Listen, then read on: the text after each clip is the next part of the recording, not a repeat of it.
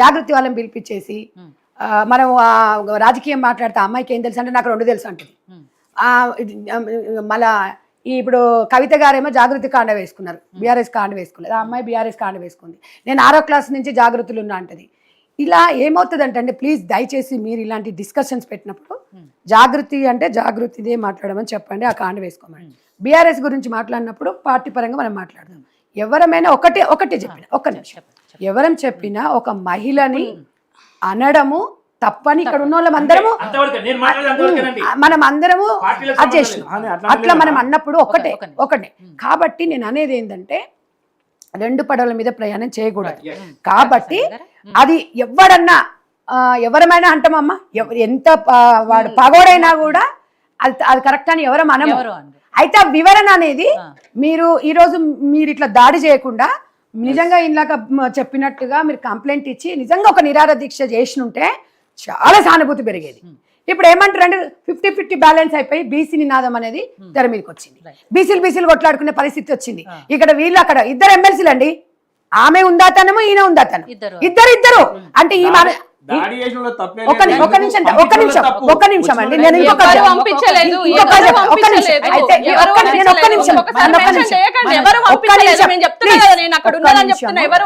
ఒకటేమంటున్నానంటే నేను ఇక్కడ ఏది మాట్లాడినా ఇది పార్టీ పరంగానే మాట్లాడతాను. నన్ను పార్టీకి చెప్పే వస్తాం, చెప్పకుండా మేము రాము. అట్లాంటప్పుడు జాగృతి కాండవాలు వేసుకున్న జాగృతి కార్యకర్తలు పోయినా కూడా మేమేమన్నామంటే మీరు ఎందుకు పోంగానే గన్ షూట్ చేసిరు మా దగ్గర ఉన్నాయి అనేది అది ఇక మనం అవన్నీ డిస్కషన్ చేయాలంటే అది వేరే అయితే ఉన్నాయి. అవి ఎప్పుడు చూపించుకోవాలో ప్రూఫ్లు. నేను అనేది ఏంటంటే ఒక్కటే అమ్మా, మనం చేసిన తప్పును కప్పుపుచ్చుకోవాలి అన్నప్పుడు మీరు అన్నారు వాళ్ళు మా మీదకి వచ్చిర్రు, మేము ఆత్మరక్షణ కోసం మేము కాల్చినాము లేకపోతే ఏదో చేసిరు అన్నారు. వాస్తవానికి ఇవాళ అక్కడ వాస్తవానికి ఏదన్నా ఆ మూమెంట్లో జరగరాంది జరిగితే ఎవరు బాధ్యులు అప్పుడు చెప్పండి. నేను అనేది ఏంటంటే మాట అన్నారు, మీరు అన్నారు 100 మందిలో అన్నారు, 1000 మందిలో అన్నారు, దానికి మీ ప్రూఫ్ ఉంది. బహిరంగంగా క్షమాపణ చెప్పేటోడు నిరాహార దీక్ష చేస్తే ఎంత బాగుండేది, మేమందరం వచ్చేటోళ్ళం. అదే నేను అనేది అదేమ్మా, నేను కూడా అదే చెప్తున్నాను.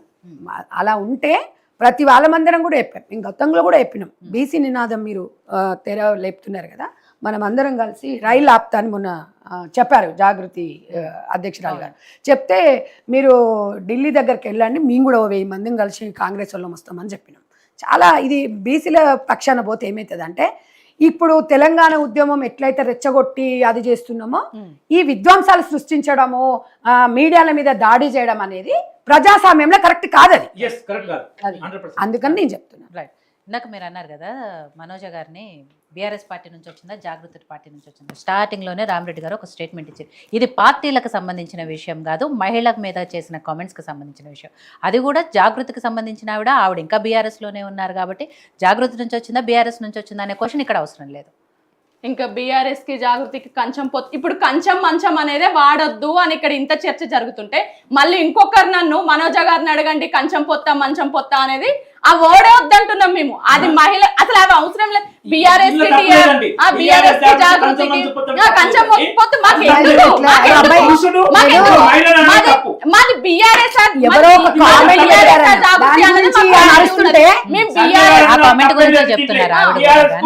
ఇప్పుడు ఈవెన్ కవిత గారే చెప్పారు కేసీఆర్ గారికి జాగృతి 2 కళ్ళు లాంటివి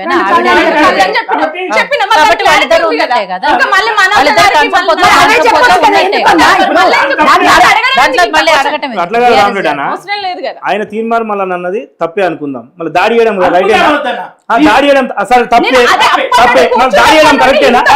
నువ్వు దాడి చెప్తలేవు, దాడి మాట్లాడతలేవు, నువ్వు దాడి మాట్లాడతలేవు.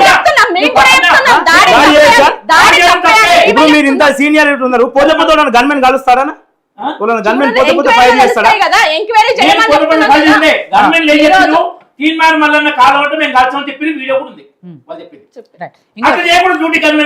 ఇంకోటి మహిళా కమిషన్ ముందు వాళ్ళు వెళ్తే వాళ్ళు లెటర్ కూడా తీసుకోలేదని చెప్తే మీరు ఆల్రెడీ ముందే ఇంటిమేషన్ ఇచ్చారు. నిన్న అపాయింట్మెంట్ తీసుకున్నాము. యాక్చువల్ గా 10:30 అరౌండ్ 11 కల్లా రమ్మన్నారు. మేము వెళ్ళిన తర్వాత అక్కడ లేరు, ఆ కమిషన్ గారు అవైలబుల్లో లేరు అన్నారు. అక్కడే మీడియా ముందు అట అలో చేయలేదు ఫస్ట్ లేడీస్ ని. తనకు కాల్ చేసినాము, స్పీకర్ ఆన్ చేస్తే మేడం ఏమన్నారంటే కవిత గారు వస్తేనే నేను తీసుకుంటాను అన్నారు. కవిత గారు వస్తేనే తీసుకుంటా అంటే దానికి మేమేమన్నాం, మహిళా కమిషన్ కదా, మేము మహిళలం కదా, అంటే కవితక్క గారు వస్తేనే తీసుకుంటారు కానీ సాధారణ మహిళలు వస్తే మీరు కంప్లైంట్ తీసుకోరా అని మేము అడిగినాం. సరే 10 minutes వస్తున్నాం, వెయిట్ చేయండి, ఒక 6 members ని మాత్రమే అలో చేస్తామన్నారు. సరే ఒక 6 members ని వెళ్ళాం పైకి, వెయిట్ చేసినాం 12 అని చెప్పారు. 12 అయిపోయింది. 12 o'clockకి వాళ్ళ ఆఫీస్ స్టాఫ్ కాల్ చేస్తే 10 minutes అన్నారు. హాఫ్ అన్ అవర్ అయినా రావట్లేదు అని చెప్పేసి మాకు 12:30కి చెప్పారు. అక్కడ ఉన్న వాళ్ళకి ఇవ్వమనంటే ఎవరు, మా వాళ్ళే మెంబర్స్ ఉంటారు కదా, ఉమెన్ కమిషన్ మెంబర్స్, మా టీఆర్ఎస్ వాళ్ళు అప్పుడు కేసీఆర్ సార్ ఎవరైతే పెట్టిండ్రో వాళ్ళే తీసుకున్నారు. అక్కడ ఉన్న వాళ్ళు ఎవరు స్టాఫ్ కనీసం ఆ లెటర్ ముట్టుకోవడానికి కానీ రావడానికి కానీ నిరాకరించిండ్రు, వద్దన్నారు. ఆ స్టాఫ్ తీసుకున్నారు, మేము మాట్లాడతాం అని చెప్పేసి వచ్చేసినాం. ఈరోజు జరిగింది అది. ఎందుకంటే మేము ఒక మహిళ గురించి మాకు ఆవేదన కలిగింది కాబట్టి మేము వెళ్ళి మహిళా కమిషన్ కి మాకు గుర్తొచ్చింది మహిళా కమిషన్, మేము వెళ్ళినాం. మేము వెళ్ళినప్పుడు వాళ్ళు రెస్పాండ్ అవ్వాలి కదా అని మేము అడుగుతున్నాం. దీనికని చెప్తా సంజయ్ రెడ్డి గారు ఒకటేమ్మా, ఆ విషయంలో ఎవ్వరం కరెక్ట్ అని అనట్లేదు. కాదు కదా, ఆ విషయం గురించి మహిళా కమిషన్ దగ్గరికి వెళ్తే నేను ఆల్రెడీ రమ్మన్నారు 10:30, 11కి రమ్మన్నారు, కానీ మేము వెళ్తే ఆవిడ లేరు, పైగా 12 వరకు వెయిట్ చేశాం. మనోజ్ గారు చెప్పింది కూడా మనం వన్ సైడ్ వినొద్దు. అసలు అక్కడ జరిగింది ఏంది, ఇప్పుడు శారద గారిని కూడా మనం అడగాలి.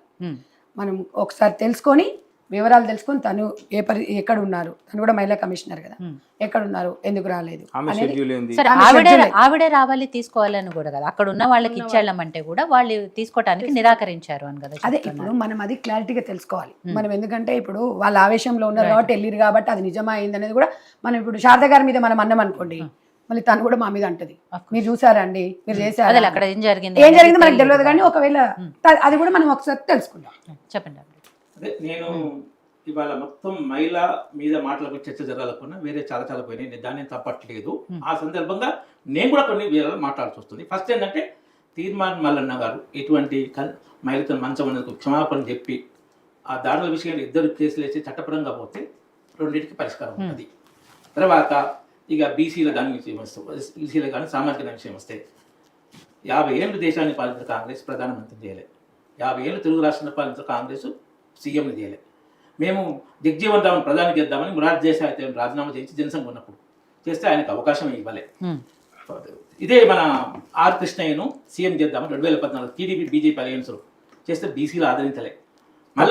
తప్పది, టీడీపీ బీజేపీ ఆదరించలే, చంద్రబాబు నాయుడు ప్రకటించింది కానీ బీజేపీ పార్టీకి ఉమ్మడి అభ్యర్థిగా మోడీ గారు చెప్పలేదు. ఇదే మీరు చెప్తారు కదా, మండల్ కమిషన్ వ్యతిరేకంగా కమండల్ కమిషన్ తెచ్చింది వాళ్ళు, కమండల్ ఉద్యమం తెచ్చింది తర్వాత బీపీ మండల్ గారు బీసీలు ఆదరించలే కాదు, బీసీలు ఆదరించారు కాబట్టి ప్రధానమంత్రి అయ్యారు. నరేంద్ర మోడీ గారు బీసీలు ఆదరించారు కాబట్టి ప్రధానమంత్రి అయ్యారు. మండల్ కమిషన్ పెట్టింది జనతా పార్టీ, మండల్ కమిషన్ పెట్టి జనతా పార్టీ, కాంగ్రెస్ కాదు. అందులో జనసంఘ్ మండల్ కమిషన్ అమలు చేసింది బీపీ ప్రభుత్వం, సమర్థించింది బీజేపీ, సమర్థించిందా? కమండల్ ఉద్యమం తెచ్చిందో వాళ్ళు, మండలకు వ్యతిరేకంగా కమండల్ ఉద్యమం తెచ్చిందో వాళ్ళు, కమండలం ఉద్యమం